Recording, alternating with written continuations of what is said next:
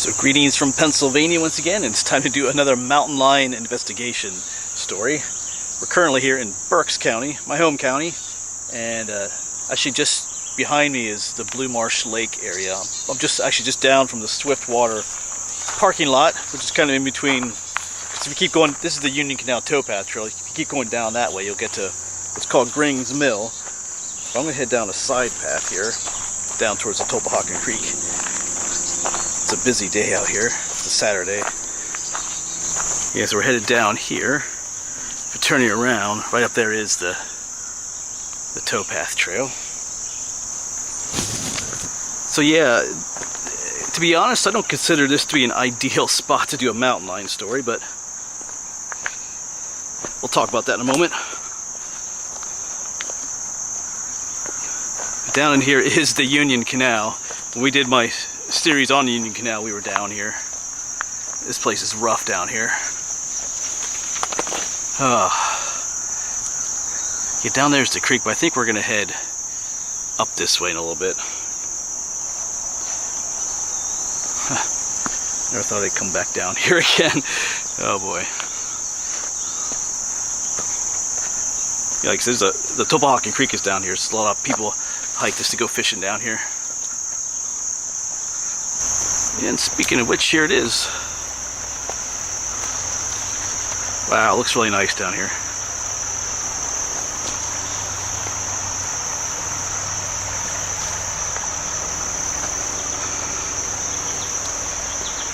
Yeah, it wouldn't be cool to see a mountain lion come right down on that log there and just sit there and then just kind of look at us and then run back off into the woods.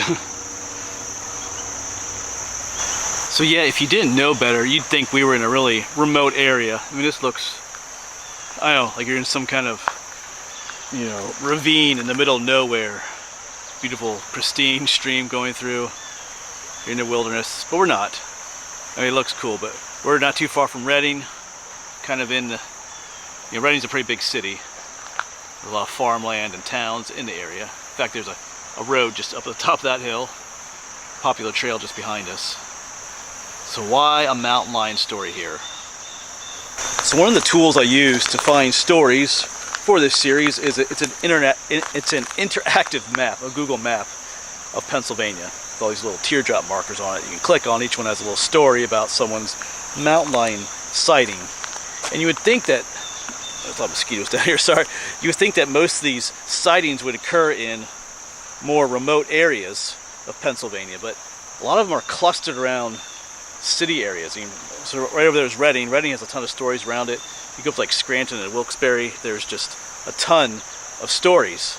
Whereas in places that are more remote, like nearby here is what's often called Stony Valley or St. Anthony's Wilderness, one of the most remote places in Pennsylvania, and there's, on that map, there's no stories from that area. I have found some stories from that area. In fact, I would hope to leave a trail cam there sometime soon. But why is that? In other words, why is it that all these mountain lion sightings are occurring in populated areas where you would think you wouldn't see them, whereas in the remote mountainy areas, wilderness areas where you'd think they would be, there's almost no stories? Well, one thing is going to be because in the city areas there's lots of people, and where there's lots of people you're going to have sightings of one sort or another. Where there's those remote places like Stony Valley, during hunting season it gets a lot of people there, but the rest of the year it stays fairly remote. I mean, people hike and bike through the area, but it's a vast area, and you know, a lot of people don't go into the interior parts too much, so that's the reason why. There's just more people in the city areas. And to be honest, part of me wanted to just ignore those stories that were in those populated areas. So I think, well, mountain lions would never be near Reading. I just saw a fish jump out there. Would never be near Reading. I mean, even as a human, I would rather not be near Reading. But you know, perhaps, you know, if they are in the area, if they are passing through, you know, perhaps they're adapting to their situation. So I guess what I'm saying is, part of me wanted to just ignore those stories. I just wanted to find stories around the mountains and stuff. But maybe I shouldn't. You know, maybe I should, you know, look into some of these other stories. So I chose one I don't live too far from here. I come to Blue Marsh pretty often. So I thought we'd investigate this one. As usual, I have a story. I took a picture of it on my phone. And like I said, a trail cam. I might just set one trail cam out here today. And I have some bait along this time. I actually ordered some scent lure some pretty potent stuff. I actually have 2 trail cams out in Tuscarora State Forest right now. I might go back and put some of that scent lure by those ones too, because they currently don't have anything like that. So if you have bait or a scent lure, it's just going to attract more wildlife in. And perhaps if there's mountain lions in the area, attract them too. So I'm going to go ahead and read this story to you. A while, might as well, right here. I'm not going to put the trail cam right here just because a lot of fishermen stuff come here. There's a pretty obvious trail down here. But, well, we'll talk about that later. There's a reason I chose this area. We're not in the exact spot the story occurred. I gotta get my other reading glasses. This story, well, I'll read the story first. Then we'll get to other stuff. I get my reading glasses. Gotta find the picture on here. Picture of the story. There it is.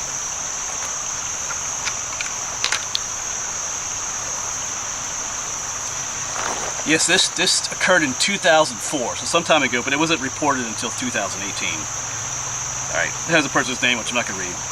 When I moved back home to PA in 2004 from Florida, my sister and I were driving around out near the airport heading home to Adamstown. The airport, if you know where we're here at Blue Marsh, the airport is just not too far from here. Heading home to Adamstown. The right side of 222 South, opposite of Penn State Berks campus, was all wide open. In that field we saw a mountain lion run up to a deer. We both looked at each other when we realized we probably just missed witnessing a murder. Okay, so they saw a large field, a deer in it, a mountain lion attacking it. Whoops, I'm losing my stuff. The funny thing was we had been in Florida for 16 years, so we didn't realize that seeing a mountain lion was rare or anything. We just figured it was typical. You know, Penn State has Nittany Lions, haha. Okay, the whole, yeah, the Penn State, you know, college team, the Nittany Lions. So let's dissect their story just a little bit. So yeah, their story occurred, like I said, maybe about a mile or two that way, right along 222, which is a major highway. But there's no way I can put a trail cam out that way. But you know, mountain lions have a pretty large territory. That area's out there is pretty open. So I was thinking, like, if you're in this area here, like going that way back towards the Blue Marsh Dam, I've hiked back that way several times. It is a nightmare back there. It's just thick with brush and thorns, and about a mile long width of the Union Canal goes back that way. If you watch my Union Canal series, so I figured, you know, the mountain lions, they might go out in the open to feed, but then they'd have to come back somewhere else that was more secure in the area, and that back there works, to be honest. And let me just look at this place too. But yeah, I mean, what to think of their story? Driving by, see a mountain lion attacking a deer. You know, could it be something else? I have seen trail cam footage of bobcats attacking a full-grown adult deer, yes.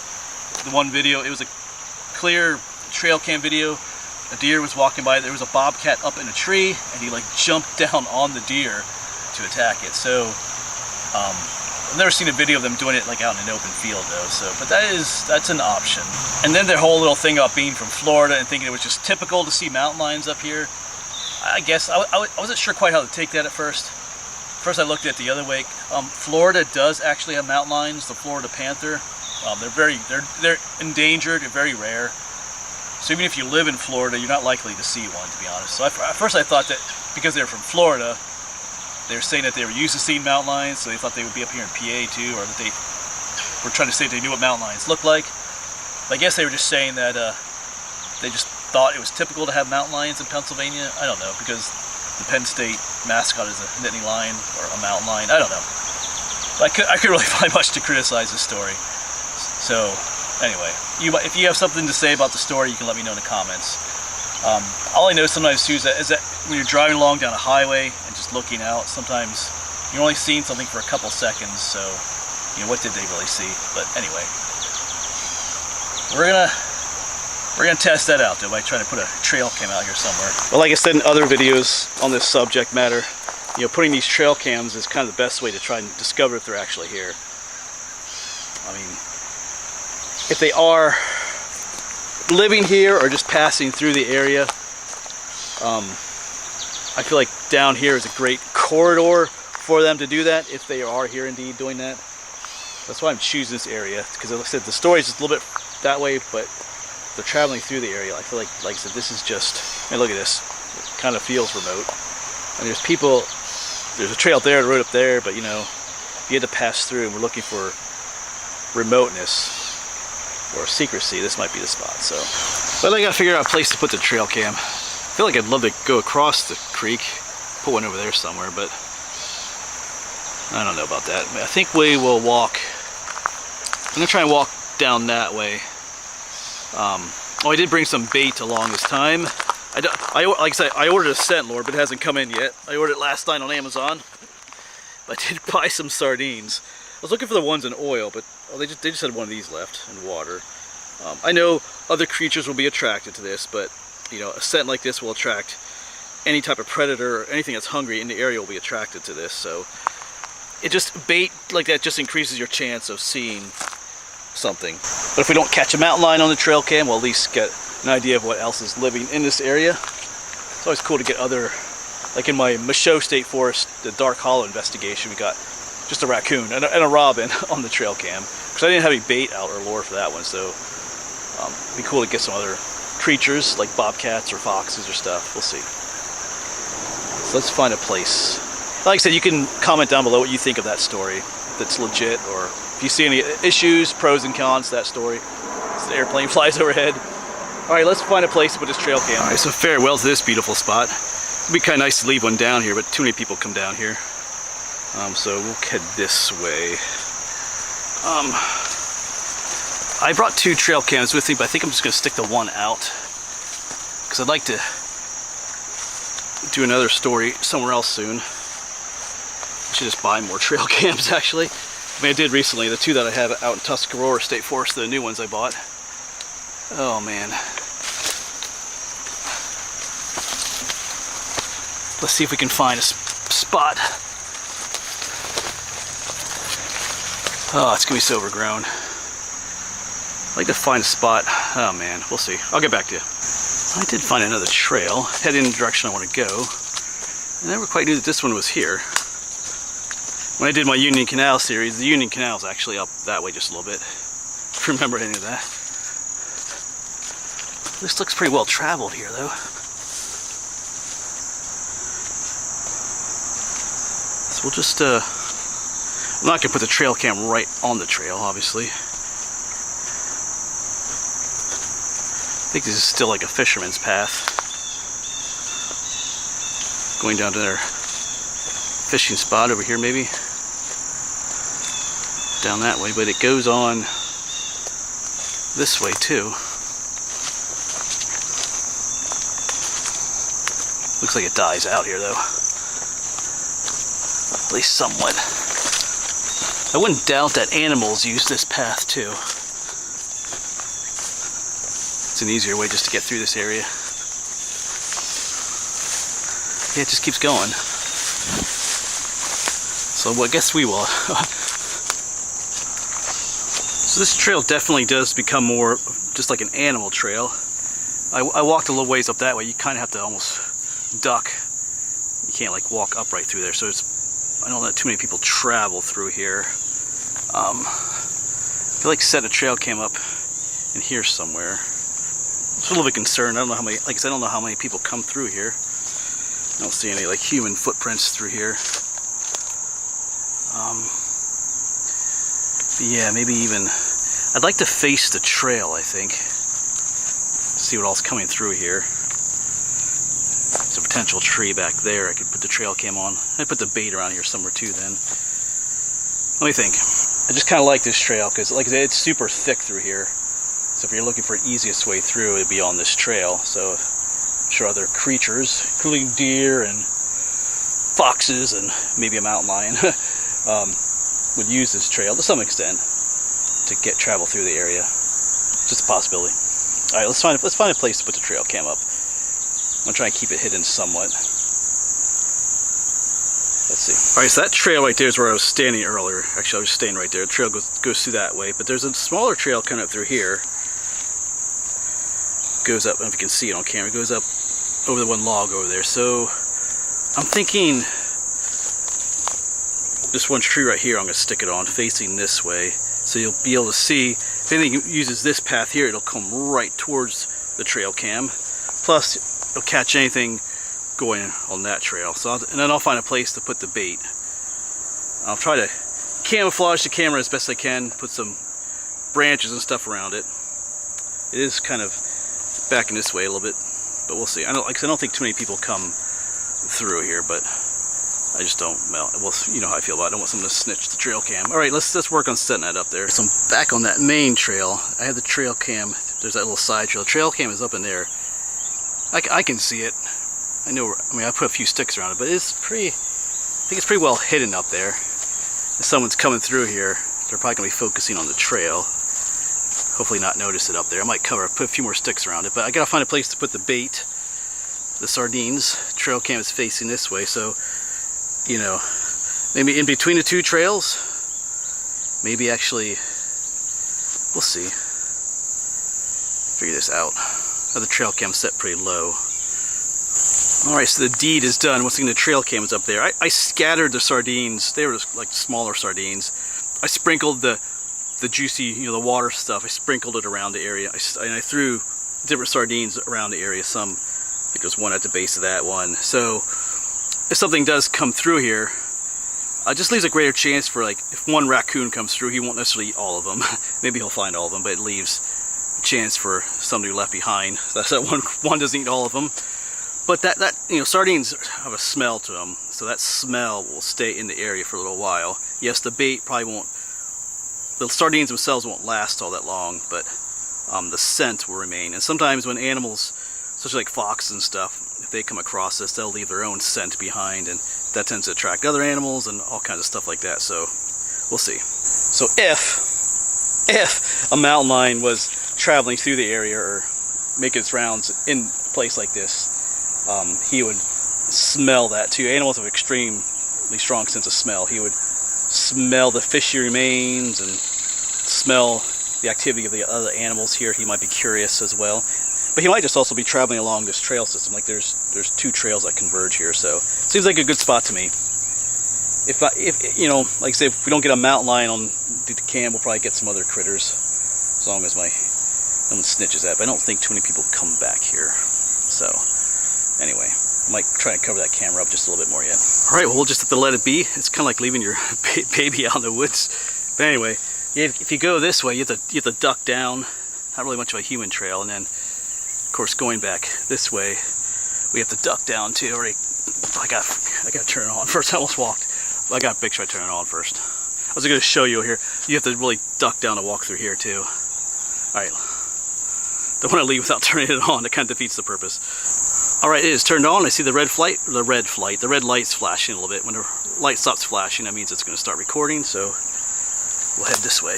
Leave it to do its thing. Yeah. All right, I have my pack up here. I'll make sure I take our trash out too. All right, so we've made it back to the main trail. That goes back up to the towpath trail, and this takes us back to that nice little spot along the creek, which I gotta remember. Yeah, so as usual, we'll leave this one out here for a time.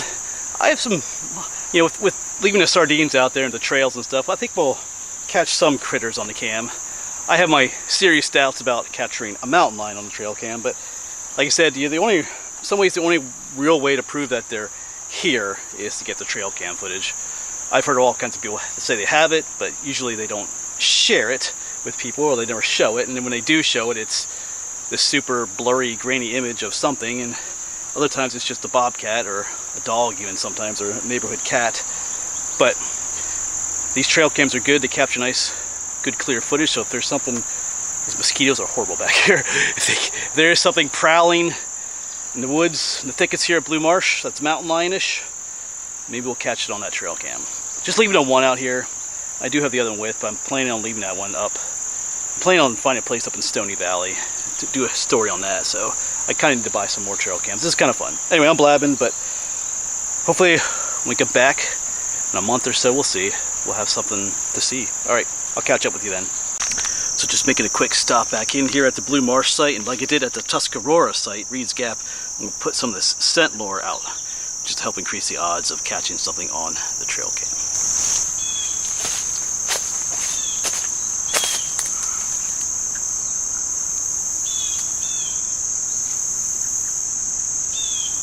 Alright, so the deed is done. We'll leave this out here for another week or two or so, and then we'll come back and check it. Hopefully, I'm sure the sardines attracted something, but hopefully that scent lure will attract something else. Alright, we'll find out. Alright, I'm back to pick the trail cam up. It's sometime after I put that scent lure out. Actually, I picked the trail cams up from Tuscarora State Forest. You've probably already seen that video already, but we caught some cool footage on there. I got like a bear, all kinds of raccoon and deer, possums, all kinds of stuff. So here's hoping that we catch some good footage here as well. That was not cool. I just got attacked. I might just walked right past a yellow jacket nest or something, but man, I got all stung up. My thumb, my shoulder, this shoulder, the other leg. Not cool. And then I fell trying to get away from them. They were chasing me too. All right, well let's go get that trail cam. That's what I was saying. Hopefully we find some cool stuff on this trail cam too. But anyway, all right.